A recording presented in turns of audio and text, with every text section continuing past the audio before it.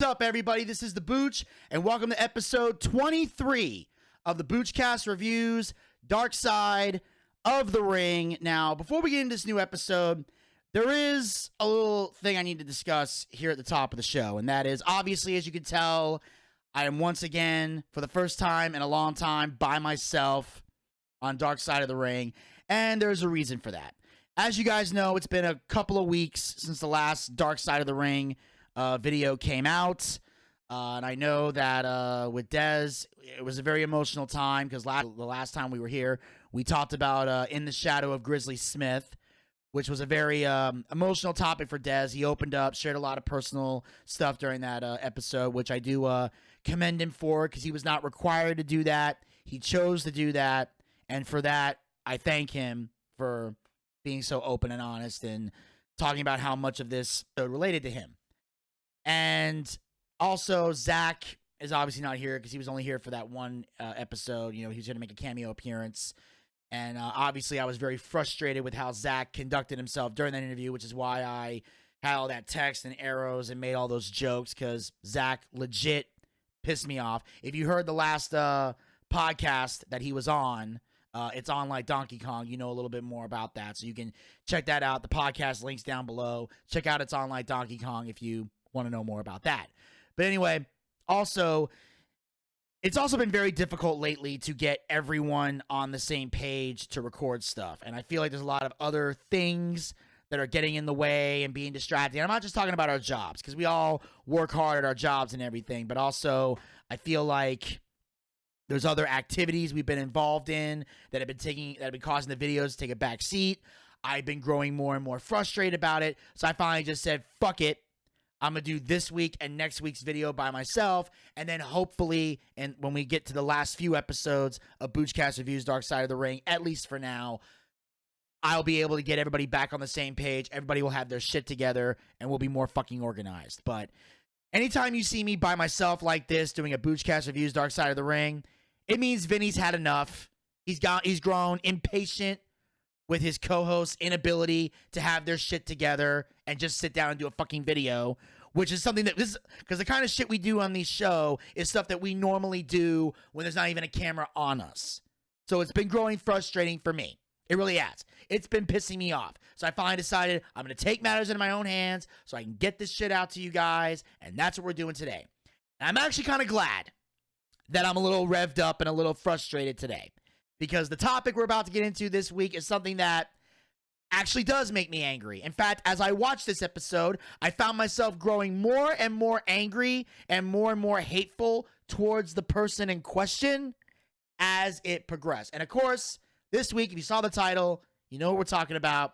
This week, we're getting into the life and career of one of the biggest assholes, biggest names in wrestling, the Dynamite Kid. That's right. Dynamite Kid, who we all know from the British Bulldogs, multiple-time tag team champions, had a very interesting career. He was a very interesting individual, and I can't say too much more without stepping over the show. So we're just going to get it started. Now, we kick things off with Wwe Billington, who is the former wife of the Dynamite Kid.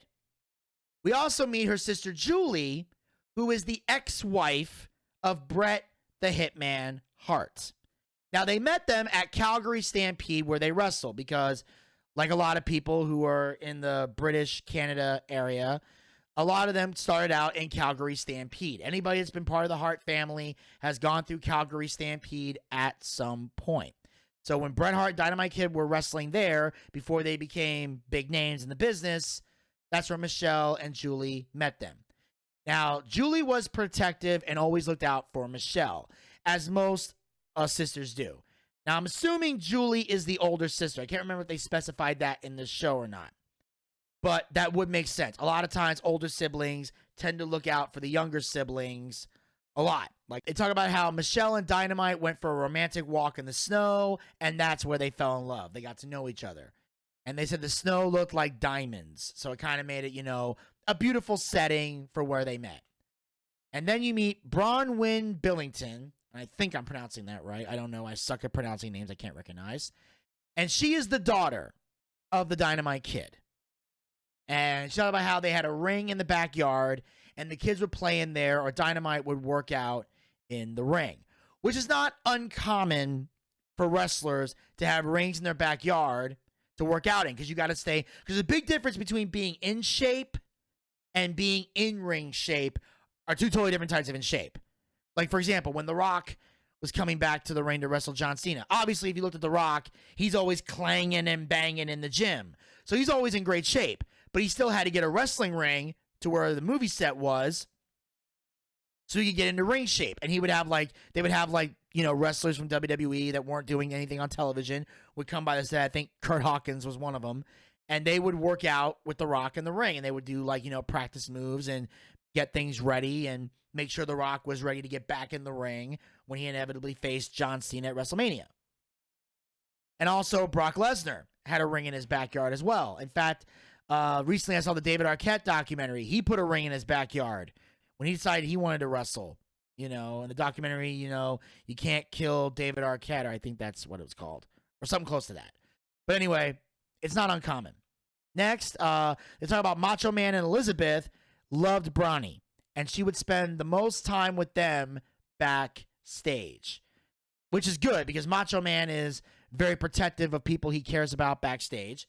Since they loved Dynamite Kid's daughter, they were protective of them. And also, Macho Man always had Elizabeth put separate from everybody else, so nobody would mess with her. So they knew everybody was going to be safe. And I think that's a good thing, And also, I think Macho Man and Elizabeth secretly wanted to have kids of their own, but because they were on the road so much and they were deeply into the business, they weren't going to have kids.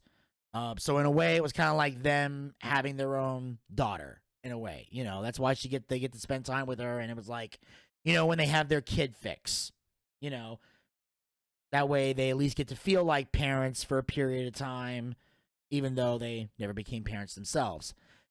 And next, you have Amar's Billington, who is the other daughter of the Dynamite Kid, and she's the one that most resembles Dynamite Kid because she could do flips at a young age. Yeah, so she was able to do flippy dippy bullshit at a young age. Now, obviously, I'm not going to hate on the daughter. It's a young kid.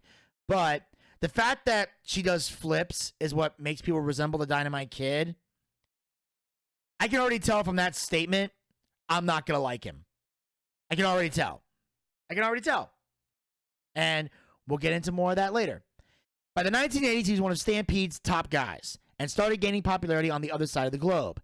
In Japan, him and Tiger Mask had matches that were fast-paced and well-executed.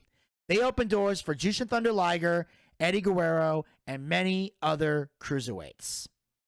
And that right there was what I needed to hear because, as you guys know, I am not a fan of high-flying, spot monkey bullshit in wrestling. Now, it worked for Dynamite Kid because during that time, you didn't see that style done often.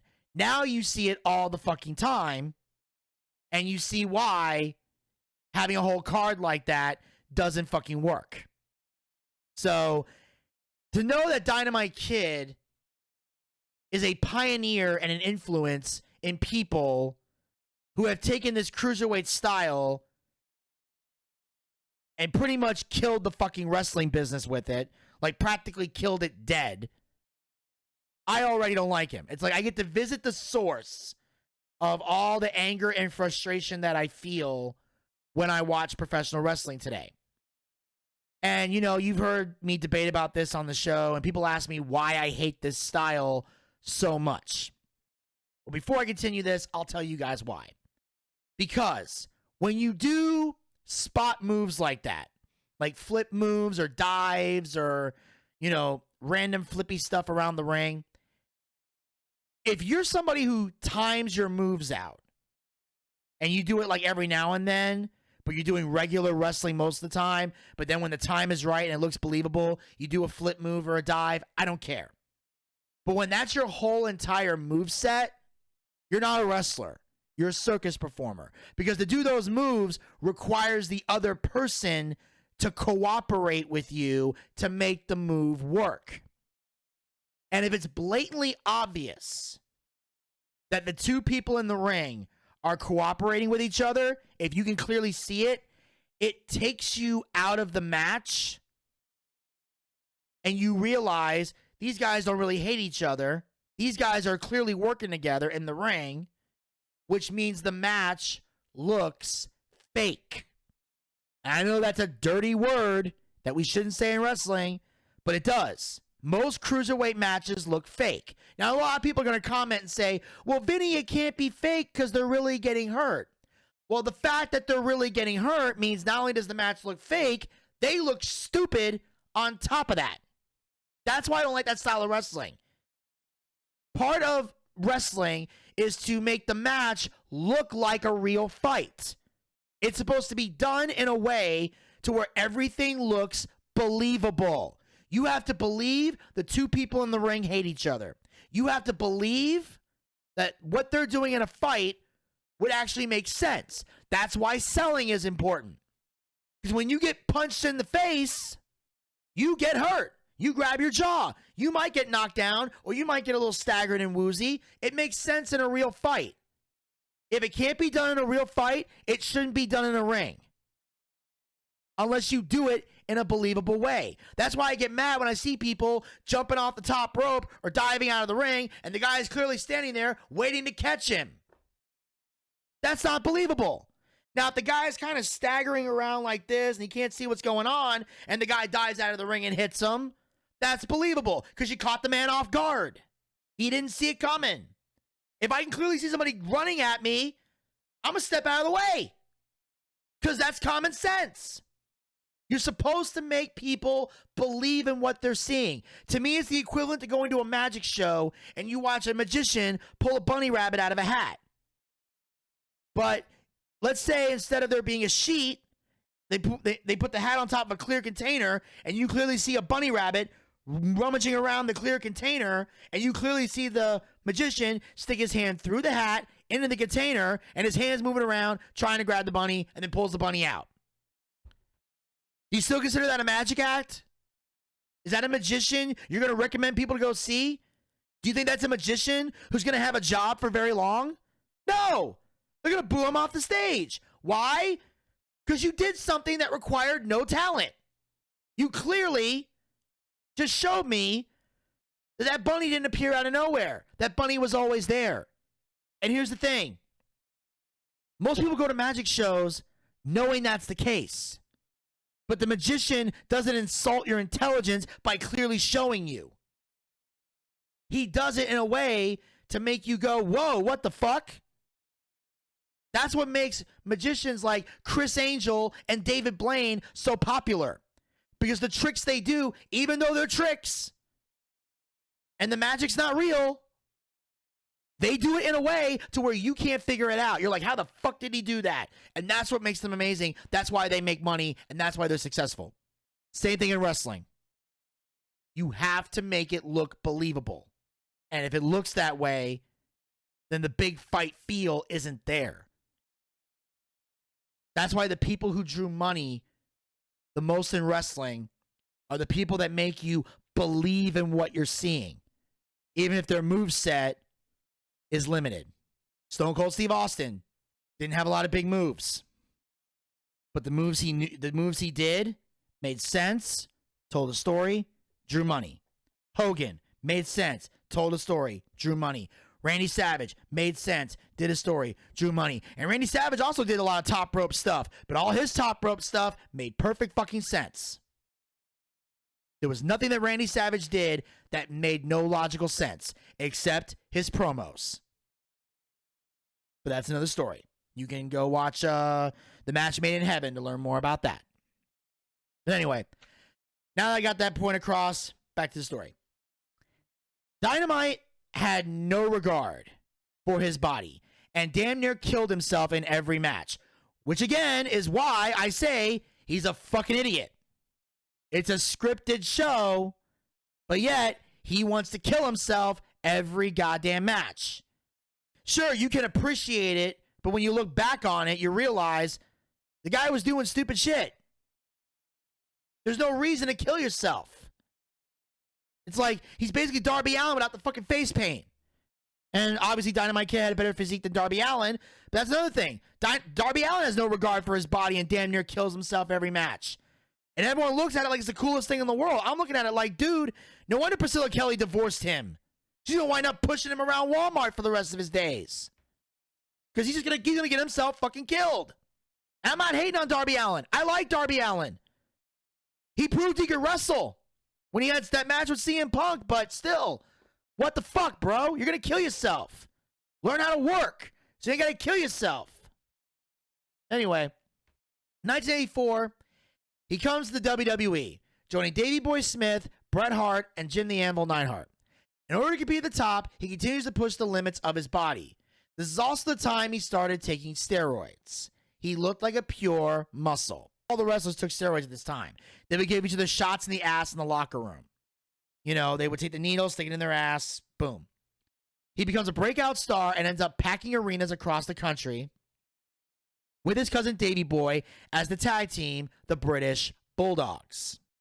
They were dogs of wrestling. He was known for the snap suplex. That was his primary move. And their biggest rivals were the fabulous Rozier brothers. And I think I'm pronouncing that right. Again, I suck at pronouncing names, so I apologize if I fuck up any names in this video. Next, they go to WrestleMania 2, and they become the WWE Tag Team Champions. So they won the tag belts at WrestleMania 2. He then decided to put people through the same toughness that he endured. He felt like he needed to, you know, have people pay their dues and teach them about the business and all that. So at one point, Mick Foley teamed up with Les against the Bulldogs, and Davey tags in Dynamite, and Kid clocked Foley and dislocated his jaw. Dynamite's appetite for violence eventually makes his way to the locker room and back home. Now, here's where I have a problem with Dynamite Kid. As far as I'm concerned, he didn't take care of Foley in that match. Now, obviously, Mick Foley, he laughs it off today, and he's willing to let it go, so if he can let it go, I guess so can I. But this is the issue. Dynamite Kid should never have dislocated somebody's jaw. That's not having somebody pay their dues. That's legit hurting somebody and preventing them from being able to make a living. Now, Foley's a tough motherfucker, so I'm sure after he dislocated his jaw, he probably popped it back into place and kept wrestling, because Foley's nuts like that. But your primary rule in wrestling is to protect your opponent. I've preached this in multiple past episodes, and will probably continue to do so in the other ones coming up. But you take care of your opponent in the ring. That's the most important thing. Now, accidents can happen, and wrestling ain't ballet, so certain aspects of wrestling are going to hurt. But your job is to make sure the other person is safe in the ring. That is your primary goal. And if you do accidentally hurt somebody, you man up and apologize. Hey, I fucked up. I'm sorry. And then it's up to them whether or not to accept the apology. And then what you do on the road should never be brought back to your house, whatever you're doing. If you're partying on the road, don't party at home. When you're home, be home. Be a father. Be a husband. Be a wife. Be a mother. Whatever you do on the road is the road. You do what you got to do to get by on the road. But when you're home, you need to fucking be home. And if you can't separate the two, then you got one of two choices. Either get out of the business or don't be married, don't have a family. If you can't balance the two, pick one. Choose the business or your family. And I know some people out there say, well, Vinny, you should say that they should choose their family. Yeah, on paper you should. But if you know you're a shitty husband, a shitty father, or a shitty wife and a shitty mother, choosing your family is just going to hurt them more in the long run. Pick one if you can't balance the two. If you can balance the two, then keep going. But you should never bring the road home with you. Ever. Your behavior on the road should always be different than your behavior at home. Always. Now, Dynamite pulled a bunch of ribs on the boys. He would put sleeping pills in Mitch Snow's drink. And when he passed out, the Bulldogs snuck into his room, and Dynamite took a shit in his bags and shaved his head and eyebrows. Mitch had a nervous breakdown and left the business and went to South Carolina. Now, it's funny to laugh at, but now when you've been on the road for 23 days and you haven't seen your family and you're dealing with bullshit every day, it's not funny. Now, I'm going to say this right now. First of all, I don't see any of this as funny to laugh at. And I don't see this as a rib or a prank. Dynamite Kid's a fucking asshole. That's all this showed me. There is a difference between pulling a prank and being an asshole. See, to me, pulling a rib is when somebody's asleep, you know, draw a dick on their face. That's a prank. Okay? Or, for example, when I was a freshman in high school, I was on the wrestling team. And the seniors like to prank the freshmen. That's a tradition. When you're a freshman, you get hazed. It's part of breaking you into school. It's part of breaking you into a group. It's like in college, if you pledge a fraternity, you gotta go through some shit. You pay your dues. But there's a fine line between a prank and being an asshole. I'll give you an example. When I was on the wrestling team in high school, we had shower stalls at the first high school I went to. I went to Colts Lake High School freshman sophomore year, and I went to Northview High School here in Georgia my junior and senior year. When I was a freshman, I got hazed. When I was in the shower, and we had shower stalls in this particular shower here. So we hit the showers. I'd be in there, you know, cleaning off. I always went last in the shower because, you know, the lines were long as fuck. So I would always go in last and kind of clean myself up. Well, while I was in there, the seniors got a bucket, one of those Gatorade buckets that they put the water in Gatorade and shit. And they poured ice in the Gatorade. They went over to the stall next to me, picked up the bucket, and dumped it over the stall, and all the ice landed on top of me, and I was freezing fucking cold. Now, that prank was funny. Why? Because it didn't really hurt me, and it was a tiny bit embarrassing, but not insanely embarrassing. But what made it work was the fact that wrestling, for those who may not know, is a winter sport. I was living in New Jersey where there was like 2 feet of snow outside. So I'm extra fucking cold. So yeah, I'm like shivering. That's the worst thing that happened to me. I was shivering. I was cold. I sneezed a little bit. They all pointed and laughed. And I was like, at the time, it kind of bothered me. But what made me feel better was after the seniors got their laughs in, they came up and said, Booch, we're just fucking with you, man. Thanks for being a good sport. And that worked. Now, another time, this sophomore tried to haze me by taking a towel and whipping me while I was in the shower. That shit wasn't funny. Because A, this guy wasn't my friend. B, he wasn't a fucking senior. And C, it was legit fucking hurting me. That guy was being a dick. The seniors realized that and beat his fucking ass. Now, did I need the seniors to fight the battle for me? No. But they were seniors who took care of their team. Like they said, they dumped the ice on me in the shower stall, but they respected me. They were doing what seniors do. We're fucking with the freshmen a little bit. But the sophomore hadn't paid his dues yet to where he could haze people. That's why he got his ass whooped. Plus, he wasn't hazing me. He was being a fucking prick. And he was an arrogant fucking prick on the team that nobody liked. Nobody liked this guy. I'm not saying his name, but I will say nobody fucking liked him. Nobody did. But anyway. And this is not fucking funny at all. Like, none of this. Taking a shit in somebody's bag, how is that funny? And what did this guy do to deserve that kind of prank? I believe if you're going to take a shit in somebody's bags, they better have done something to you so fucking heinous that that's the only thing they're guilty of. Like, for example, the kind of prank they pulled on Mitch, the only way I would pull a prank on that on somebody or do that to somebody is if they, like, fucked my girlfriend or my wife if I was married or in a relationship. Or they took an embarrassing photo of me and put it on social media that I didn't want posted on social media that wasn't fucking funny. Or if there's like, if they were doing some type of bullying to where they went too far, then maybe I would pull a stunt like this. But if you're just doing this to a guy because you think it's funny, it's not. Especially when you're fucking with somebody mentally like that. Now, of course, back then, this is the 80s. No one gave a shit about people's fucking feelings back then.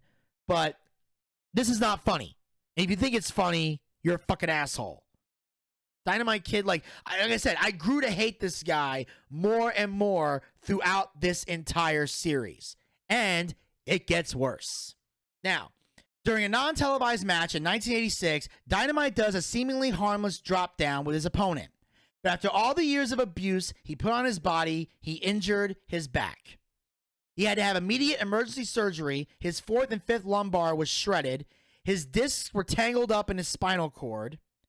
He was back in the ring 2 weeks later. They took the belts off of them because Dynamite couldn't wrestle. So Davey carries him to the ring. Jimmy Hart hits him with the megaphone so he gets taken out right away. Davey works the match, gets pinned, and the Hart Foundation won the tag belt. So Bret Hart and Jim the Anvil Neidhart walked out with the tag team titles because they could not physically wrestle, or Dynamite couldn't physically wrestle. And he's back in the ring 2 weeks later, where once again, we kind of talked about this a little bit in the Brian Pillman video, coming back too soon from an injury. Now, from a wrestling standpoint, I get it. You know, you don't want to lose your spot. You don't want to be forgotten, so you're trying to get back as quick as possible. But when you have a serious back injury, you got to heal that shit. You're no good to anybody if you can't wrestle. If you come back too soon and you can't work and your matches look like shit, you're not doing the people any favors. Especially when you're the type of guy who has built your persona around being a technical fucking wrestler who has no charisma, can't cut a promo to save his goddamn life, doesn't know psychology if it bit him in the ass. Your whole persona is just being a great wrestler. Then not being able to physically wrestle hinders you completely. There are a lot of guys who are very charismatic, so if they get injured and they come back a little bit too soon, they can cut a couple promos. They can do a couple TV spots. They have the ability to still entertain the crowd while they fully heal up. They can still do the little things to get through. That's why some wrestlers are able to work through nagging injuries, because they have charisma. They have a presence. They know how to work to put less abuse on the part of the body that's hurting them. Guys like Dynamite Kid don't have that option because they base their whole persona around being a technical wrestler, and they bring nothing else to the table. He brought nothing else to the table other than being a great wrestler. That's why he never became a world champion. He was never worthy of being a world champion, and that's why he got as far as he did in the fucking business. Now, as he's recovering from this injury, he slept on the floor because that was the most comfortable for him. He was sad because he was in pain and his career was possibly over. He rushes back to the ring and within months is wrestling again. His temper spirals out of control as he wrestles in constant agony because he's a fucking idiot. One night, Dynamite and his wife went out to a bar. She didn't want to drink, so she ordered a tonic water. Dynamite took a sip and spit it out. He was offended and he dragged her out of the club. Then on the way home, he played Chicken in the Road. Basically, for those of you who don't know what Chicken in the Road is, that's when you're driving your car and you weave into oncoming traffic and you're going head to head with a car that's coming at you, and you wait till one of you swerves and gets out of the way. The first person to swerve and get out of the way loses because you're a chicken. Buck, buck, buck, chicken. That's chicken. Those of you who don't know. Now, he said, how could you fucking lie to me? Later that night, she's going to sleep, and Dynamite says, get up. And he locked her in the closet, and he says, sleep in the closet like a dog. So she slept in the closet. Yeah. This is a guy that people idolize. This is a guy who heavily influenced a lot of the wrestlers in the business today. Now, how many people you think after this episode suddenly were like, well, I regret saying that? Pretty much none of them, because they're fucking hypocrites. But anyway, yeah, piece of shit. There's no respect for this man. If anybody's a dog, it's him. Because he's the one lying on the floor. Which is where dogs fucking lie. Later on, she got pregnant with their son. Dear God. This guy's still reproducing. And Dynamite used that as an opportunity to make it up to his wife by being a good father to their son. Aww. But the work and home life eventually become volatile again. No shit. He was so angry over being forced to drop the titles, he takes his frustrations out on the Rozier brothers. They go out to the ring, and they had a 20-minute draw. They wrestled for 20 minutes and ended up being a draw. Nobody won. Dynamite felt that the Rozier brothers didn't pay their dues, which is a fucking lie, and had to earn the right to have privilege. This fucking guy. Jock wasn't a mean person, but he did have a bit of an ego. Every wrestler does. One night while playing cards in the locker room, Dynamite attacked him from behind and beat him senseless in the locker room. Again, not respecting the locker room, not taking care of the boys, not having a valid reason to attack him. None. This is Dynamite Kid now being a problem in the locker room, which means if he hasn't been fired yet, he's definitely on his way out the fucking door. Now, Jacques was scared to go in the locker room and knew he had to get his respect back. He went to the bank and got himself a roll of quarters. Jacques waited for Dynamite to get close to him, and he clocked him in the jaw, knocking out 4 of his teeth. Dynamite said, I'm going to fuck you up. And Jacques said, next time, I'm going to put you in a fucking wheelchair. Which is the best form of foreshadowing I have seen in an episode of Darkside of the Ring thus far. Dynamite bought a gun to give his wife because he found out that his real name and home address had been made public. They eventually moved out of town. They claimed the mob was going to come after them. Turns out Jacques faked the whole thing. He set it up to where he ran Dynamite Kid out of town.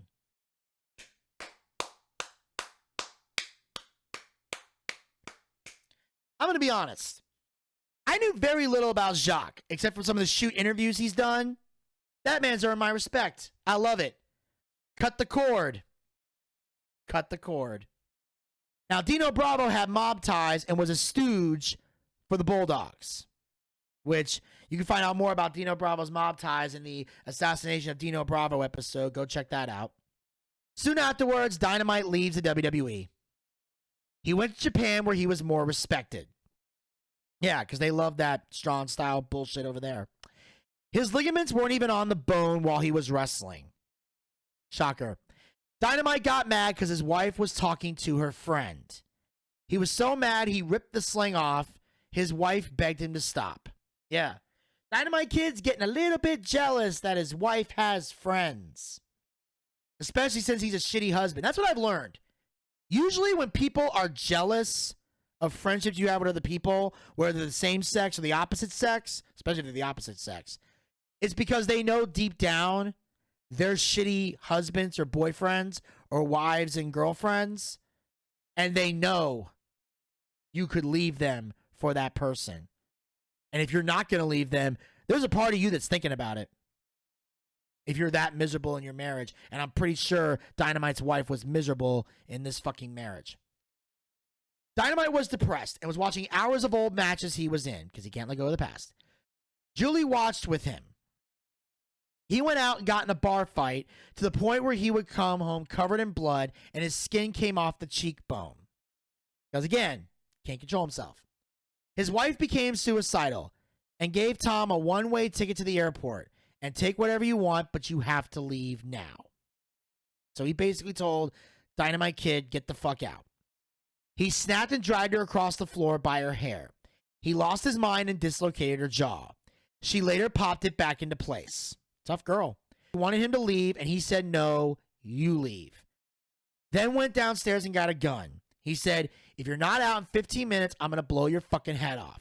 She said, no, you're not. I love this girl. I love this girl. She is a badass bitch.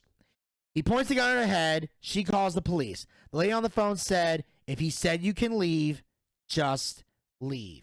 In the end, Dynamite ends up leaving and going back to England. Good riddance to bad rubbish. I mean, seriously.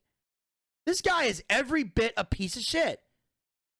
Like I said, how at this point, if you still have any respect for Dynamite Kid, there's something mentally wrong with your ass at this point. Because this guy is showing he is completely unlikable as a person. He's one of those things where, oh, like, can I find something about this guy to like? No, I can't. It's fucking horrible. He eventually retired from wrestling and did bare knuckle fights in parking lots to make money. Basically trying to be a white British Kimbo Slice before Kimbo Slice existed. 5 years later, he does a comeback match in Japan. He looks like a shell of his former self. After the match, he had so much scar tissue in his legs and became permanently confined to a wheelchair. As I said before, foreshadowing. And let me tell you something. I don't feel sad for him being in a wheelchair at all. I consider that fucking karma. For all the shit he's done, for everything he's gone through, this is fucking karma.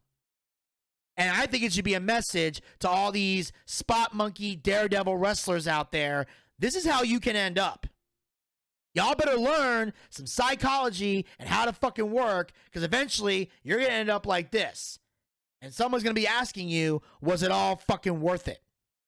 Knowing your stubborn ass, you'll probably say yes. But if any of you are married with kids and you're in that wheelchair, imagine how they're going to fucking feel. Oh, that's right. Wrestlers don't always think about their families. Anyway, his wife felt sorry for him and still loved him despite what was going on. She never said anything negative about him to the kids. Now, I'll say this about the wife right now. I think she's a dumbass for still feeling sorry for him. But I do give her credit for not saying anything negative about him to the kids. Because most parents want their children to think of their mom or their dad in a positive way. So I do commend her for that. Because even though Dynamite Kid is a piece of shit, if the kids don't know he's a piece of shit and he's never caused any physical harm to them, then the kids should find out for themselves or get their dad's side of the story. And that's the one nice thing you're going to hear me say about Dynamite Kid. But then the Chris Benoit documentary came out, and that's when the kids discovered the abuse her mom went through. The mom tells them the day before the interview with CNN. So basically, the mom reveals all the bad things because she knows it's going to be made public because they're going to ask her that question. And that was the most interesting thing about the Chris Benoit documentary. I barely talked about Chris Benoit, but it definitely dove into steroids and wrestling, and Dynamite Kid was a focal part of that. And that's when people found out what a piece of shit he really was.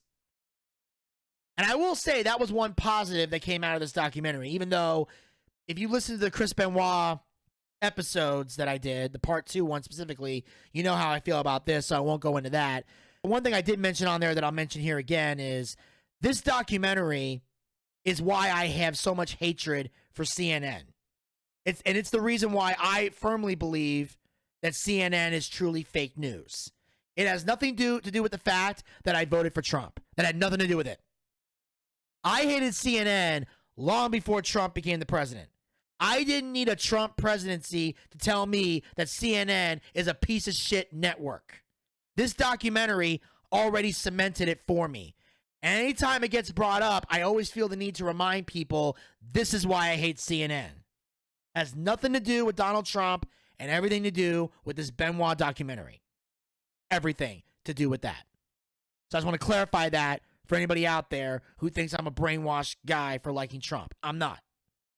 Anyway, the Dynamite Kid never returned to Canada. Bronwyn went to visit her, and Amaris refused to go with her. Bronwyn sat next to Dynamite. They held hands, started crying, and Kid said, "I'm sorry." It was the only time he ever apologized. Now, Amaris has every right to not want to see her dad. On the flip side, Bronwyn has every right to want to go see her dad. And if she was able to have that closure with Dynamite Kid, then I'm not going to shit on that. And I will give Dynamite Kid credit where it's due. He at least apologized to her. Now, there's a lot of other people he fucking owed an apology to. And since this was the only time he ever apologized, obviously those other people didn't get their apology. But at least he apologized to someone. Now, one thing that's been talked about a lot on the Boochcast, especially with Elvis, is how that he thinks I'm a clone of Jim Cornette. Because Cornette and I have a lot of the same philosophies. Here's the real deal. When I record my podcasts and give my thoughts on what happened, I am nowhere near Cornette's podcast when I share my thoughts. This is literally what happens. I record the podcast, usually especially when I recap like NXT and stuff, I tend to do that right when NXT goes off the air or right after I've watched it. Then I share my thoughts. Then I give my point of view. Then it'll be days, weeks, or months later, I'll be going through YouTube just looking for videos to watch on my phone or music to listen to while I'm on the road. And sometimes the podcast will come and say, Jim Cornette talks about this moment on NXT. And then I click it and I listen. And that's when I realize one of two things. Either A, we were thinking the exact same fucking thing, or B, we were on total opposite ends of the spectrum. So it is pure coincidence that Cornette and I share a lot of opinions. Granted, when it comes to politics, we couldn't be any more fucking different, but in the wrestling business, we share a lot of similarities. But because Elvis likes to call me a Cornette clone so much, I want to do something special for him. At the time that I planned this, him and Desmond were supposed to do this fucking episode with me, but obviously that's not the case. So I'm going to do this on my own. I'm going to share some final thoughts on the Dynamite Kid, but I'm going to do it in the style of Jim Cornette. So here it is. My final thoughts on Dynamite Kid in the style of Jim Cornette. This is a message to the Dynamite Kid. I just like to tell you, you no good piece of shit, you motherfucker, what a piece of shit you are for the careers you've ruined, for the way you treated your family, and the shitty wrestling that you have inspired with your reckless, stupid stunts and your inability to tell a story and draw money. And for the fact that you were a major inspiration for a man who the only reason he's a bigger piece of shit than you are is because he killed a 7-year-old. If you rank the top 3 biggest pieces of shit in wrestling, it goes Grizzly Smith, Chris Benoit, you. Fuck you. You're a failure as a wrestler and an even bigger failure as a man. And I just want to make sure that your family, the wrestling business, and anyone retarded enough to still idolize you knows that from my own lips. And on that note, ladies and gentlemen, I'm going to wrap up this episode of Darkside of the Ring. I thank you guys so much for tuning in and checking us out with me. Make sure you guys tune in next week where we're going to have what I thought was going to be a lighter episode, but turns out it's going to be a little bit darker. And that is, of course, I'm talking about the plane ride from hell. I'll be back next week to talk about the plane ride from hell. But until then, make sure you guys hit the subscribe button and ring that bell to be notified so you never miss another episode of Boochcast Reviews, Darkside of the Ring, as well as other additional Boochcast YouTube content that we have and are going to be producing. We got holiday videos you can check out that came out the last couple weeks. Check those out, as well as other content that we've produced. Also, make sure you guys follow the Boochcast. We're on Anchor, Spotify, Breaker, and Google Podcasts. All the links are down in the description box below. Like us on Facebook.